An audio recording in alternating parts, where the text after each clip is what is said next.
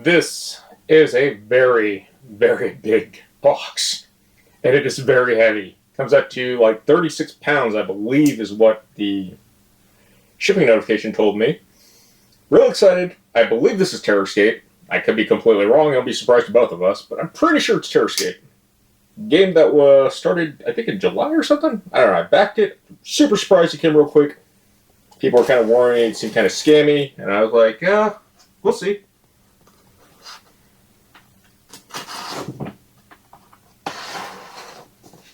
I did not expect a 36-pound game.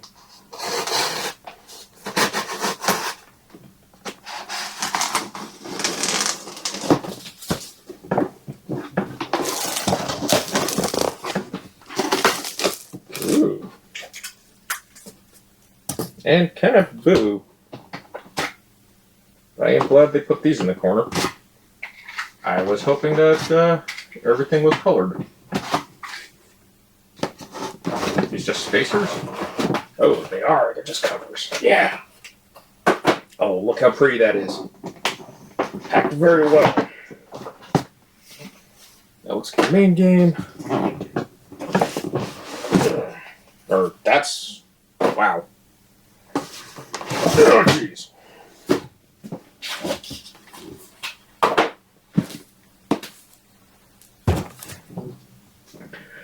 I'm actually really impressed with this packing. I have never seen this before, and it's done really well. Definitely should have all the boxes be in perfect condition, I hope. This game is very heavy. It's like ridiculously heavy.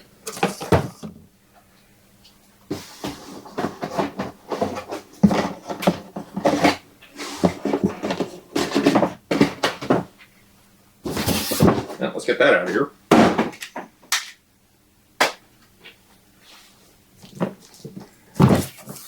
Got our main box.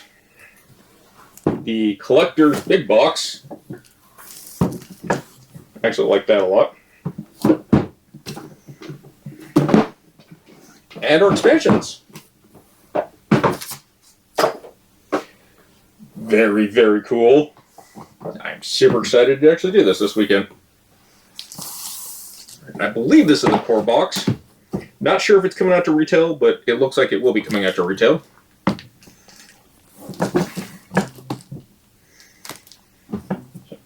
I got this because I really thought the mansion thing, the hidden mechanic movement, I didn't pay too much attention to it. It's made by a new company I've never heard of called Ice Makes.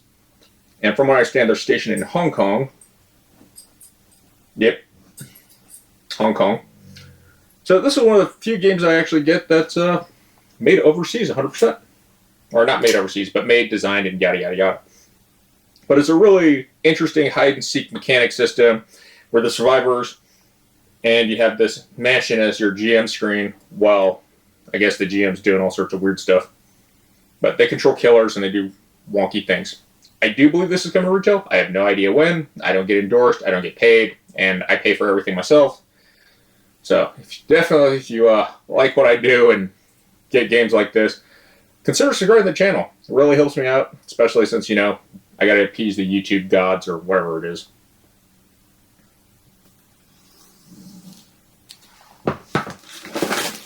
Look at this giant, ridiculous boxes. Lots and lots of boxes. Even those collector's boxes are bigger.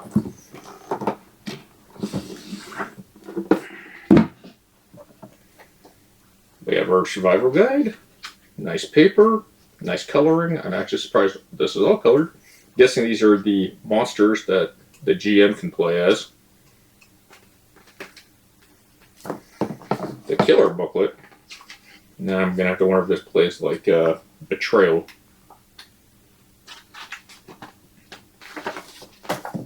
The Survivor booklet. Definitely going to feel more like Betrayal. Not a lot of rules. Now here's a rule book. Component listing. That's a pretty big book.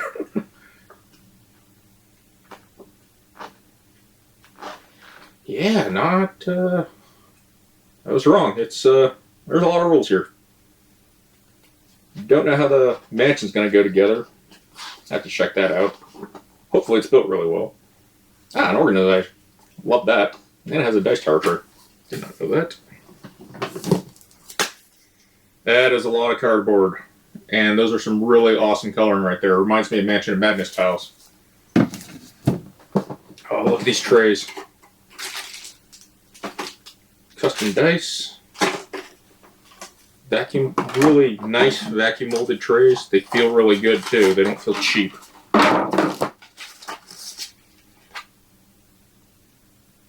Wow. Minis have more detail than I was expecting. The plastic feels pretty good.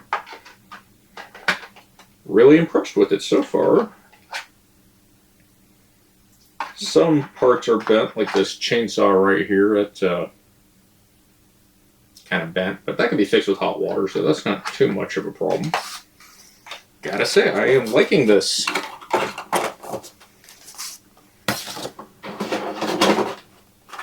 Wonder why it's curved, but very neat. And I don't think I have enough card sleeves, so I'm gonna have to go buy some card sleeves. These look bigger than mini cards. A weird card size. Where's my stack of card sleeves? Sorry about the delay. I was actually looking for sleeves because the way that they're produced, they're kind of off. I thought they were mini Euros and they're really tight sleeves, so that's what kind of threw me off. They're just super snug. Other than that, we have the standard North American playing card size, the Gamegenic Gray. But the cards feel pretty good, linen finish, plastic coated. Up next, I'm going to try to put together the giant mansion board and see how long it takes me. Other than that, I'll be right back.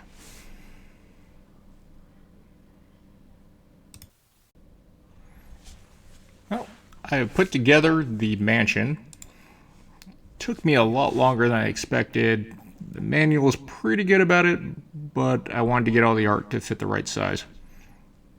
As you can see, this thing is huge. It's a really, really janky, gimmicky wall or screen, but it's actually functional, and I have to appreciate that. It's pretty rare that people do gimmicky things and actually make them useful. So good on Ice Makes for that. Other than that, as you can see, the board, so the 3x3 neoprene mat, the board's pretty big. It's like 2x3 really with the whole game set up. The cardboard itself is actually really good quality. I do have concerns about how well it's going to hold together with the constant assembly and disassembly of the mansion. It is incorporated really well, and the design is actually thought out properly. The boards themselves are really good. I do like the fact that they use the black cardboard. I believe it's going to hold up and be pretty durable. All the symbology is very clear, it's very open, it's very easy to understand. As we can see up here in the center of the mansion, you have 3 slots. That's where the characters go, and those skulls are used to track the fear.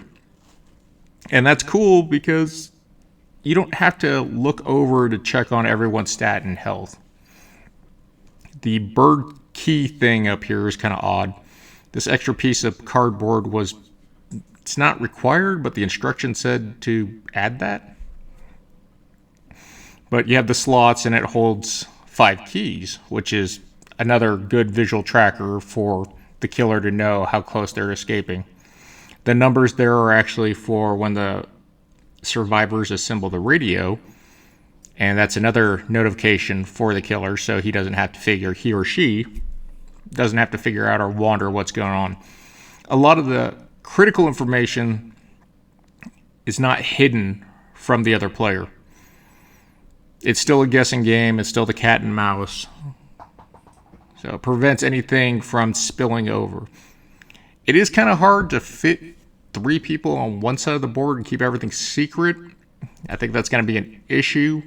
But the game is designed to have 3 survivors and 1 killer. So if you have 3 survivor players, each player gets 1. If you have 2, they split 1. And if you have 1, they control 3. But there's always just 1 killer for the play. So far, everything looks really well set up and thought out. And I have to say again, kudos to Ice Makes, because most people wouldn't put the effort into something as gimmicky to be functional. And it's pretty well thought out. The design of it, the size of it is the only thing I think is kind of a concern, because you can't fit it in the box as is. You have to take it down, pull it apart. There is a slot for the dice tray to be put away, so that's pretty clever. Another clever thing is there's this tab on the boards that lines up with the legs of the mansion, so it helps stabilize it and prevent it from falling over. But it is pretty wide. I think you're going to have to take some effort to push the wall over accidentally. As far as the coloring, the symbology, the art's actually pretty nice. And like I said, the mansion is functional. It works. It's a real creative way to actually make a screen useful. It's just gimmicky because it's so large. It's kind of absurd.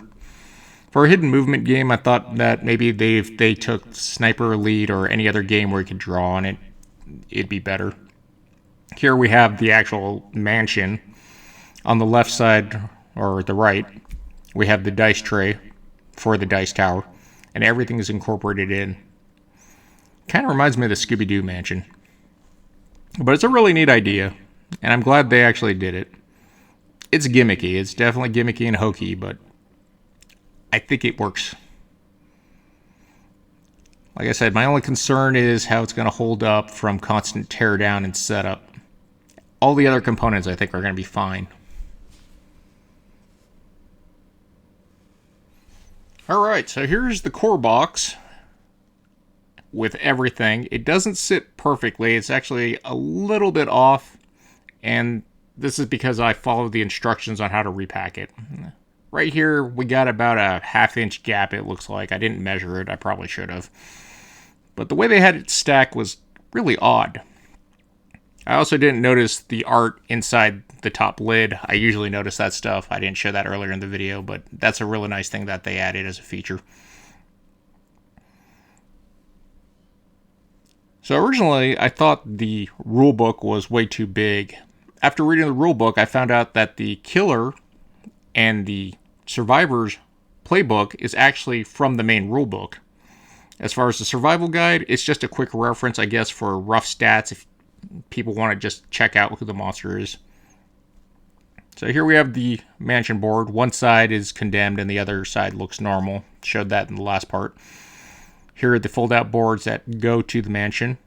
They're both pretty much the same. Minor differences. And then we have these extra boards. That board is for the killer's lock cards that they unlock when they level up. The other side looks like a variant difference. I didn't read it fully. We have the minis. And then we have the dice tower and the player trays. So the top one is the survivor tray.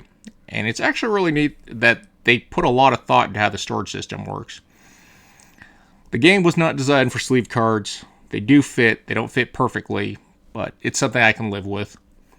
But I do like the fact that they incorporated all the components that go to a player fit perfectly in the tray. I have a minor gripe with some of how they split up the tray, since some of the pieces don't perfectly, I shouldn't say fit, but they're not easy to grab. I mean, you're going to use all the components anyway, so I think it is better to leave it open. The top part, I'm not exactly sure what it's for. It was not mentioned actually in the manual. I've seen pictures. I think it's just put all your components there so they're easy to grab out of the way for storage. And then here we have the dice tower. This dice tower itself, putting it away, is pretty clever. So the tray that goes to the dice tower actually connects to the dice tower like so, and then you put it in right there. It's about the only component you don't really have to take apart. This tray is a little odd. We have a recession to keep all the parts that it tells you to put, and everything fits in that slot. We also have these extra components, which actually was kind of surprising. I punched out one of them, but it comes with two. And they don't have to give you those. They're just extras in case you lose tokens, I guess, which pretty nice. And in the game, they're a limited resources, so if it tells you only have 7 barricade tokens, you only have 7 barricade tokens. So don't use those tokens unless you're missing components.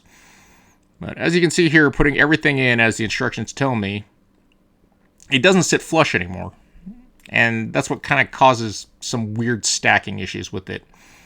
But the dice tower has the indentations right there, and it just cradles in. It's a nice feature. I wish that the mansion could fit somehow in the box. It's just not going to work without making the box huge. But it doesn't bother me too much. I think if there's any issues, I can put tape or something to reinforce the seams on the mansion board, or the mansion wall. But it is a really neat system. I like that they took the effort to actually design a pretty good tray and system insert. Again, it's something that most companies don't try to do. I wish they put thought into sleeving the cards, because they definitely have the space. Mainly because of the way how the dice tower sits. And as you can see, everything is flush, but the boards being the way they are. I mean, I could put it on the bottom, it still cause the same issues. It's one of the few times that me sleeving cards actually doesn't prevent me closing the box properly.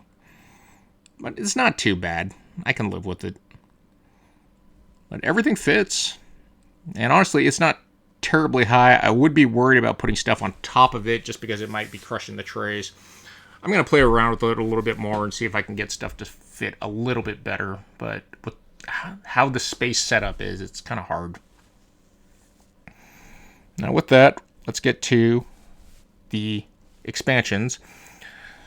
So these 3 expansions, I'm going to open those for another video later.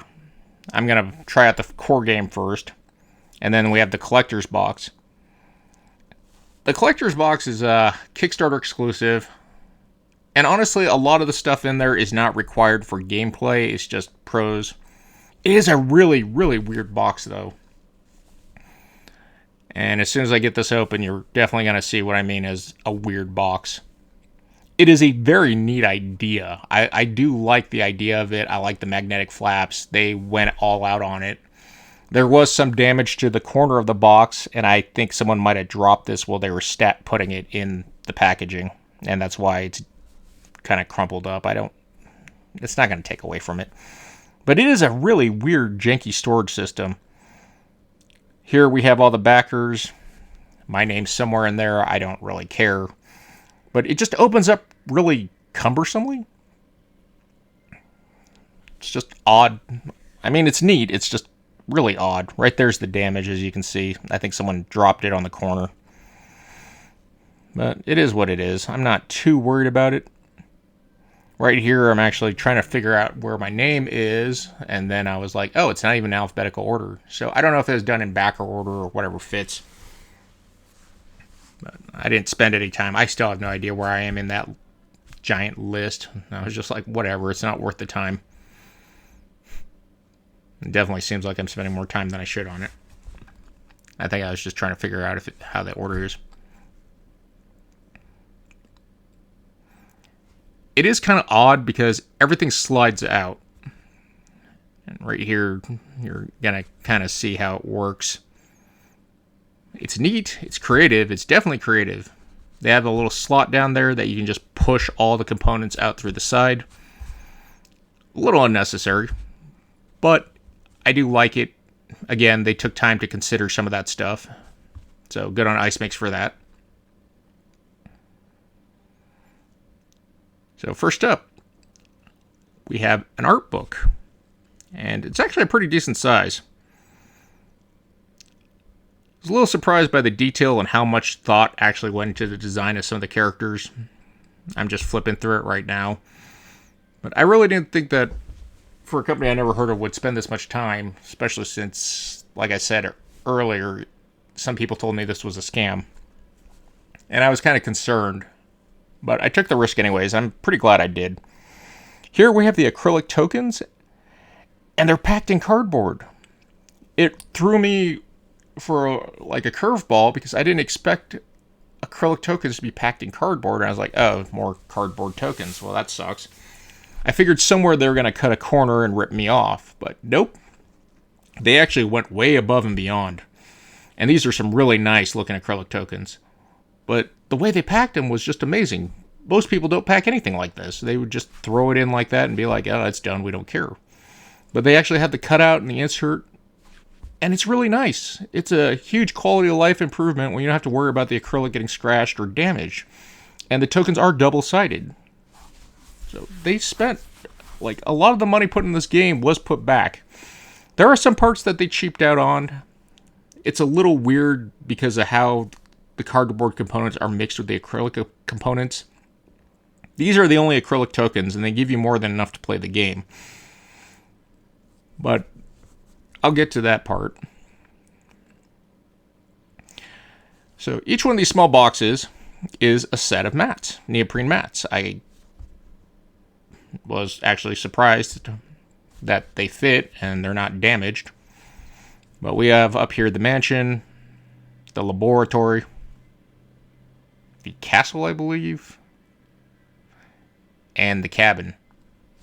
Really neat locations. All the maps are actually interchangeable with any of the killers too, so that's really well thought out. Here's the extra tokens, and this is what kind of threw me off, but it did say it in the Kickstarter. They're cardboard barricade tokens. The normal barricade tokens you get just look like a wooden 2x4 with some nails in it. These are 3D-ish, but they're cardboard, and then they give you trays to store them. That definitely threw me off, but I get that was part of cutting cost, and I actually appreciate it too, because adding a bunch of acrylic stuff like that is just a luxury upgrade that would cost way more and make the game more than it was. I remember back in this game, because I looked at the Hong Kong conversion, the cash difference wasn't terrible, and honestly, for what I paid, I got a lot more than I was expecting. The creativity of design, the thought of it, it's really cool. I am sad, though, that the neoprene mats and everything inside, you can buy it a la carte during the campaign, but everything inside the collector's box is a Kickstarter exclusive. I doubt they have any extra to sell on backer kit. I didn't see anything. All they had was the core box and 3 expansions, and honestly, that's all you need if you want to play like everything in the game. Everything in there is just a luxury upgrade, and if you want to have your name on a game.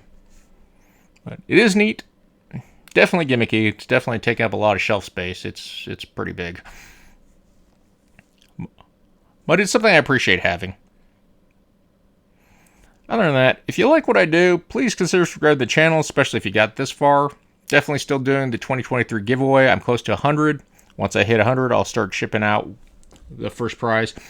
The 2023 giveaway is going to roll over to 2024, and I'm going to make a new video for that, so definitely sign up for that. But I'm going to be giving away stuff every time I hit certain milestones, to be determined. But I'm really happy with Terrorscape. I got to try it out this weekend. Hopefully I can figure out how to do the live stream for it. And I'll probably do a few live streams just to get people to see how the game works. But it's a really neat concept. Definitely a different take on the hidden movement game, especially since now it's a team hidden movement game, so that's kind of why I think the mansion's also so big. But I think it's a good buy, and if you can see it, try it out. It looks actually pretty fun. Well, that has been the unboxing of Terrorscape. Hope you guys enjoyed. Other than that, take care, and GG's.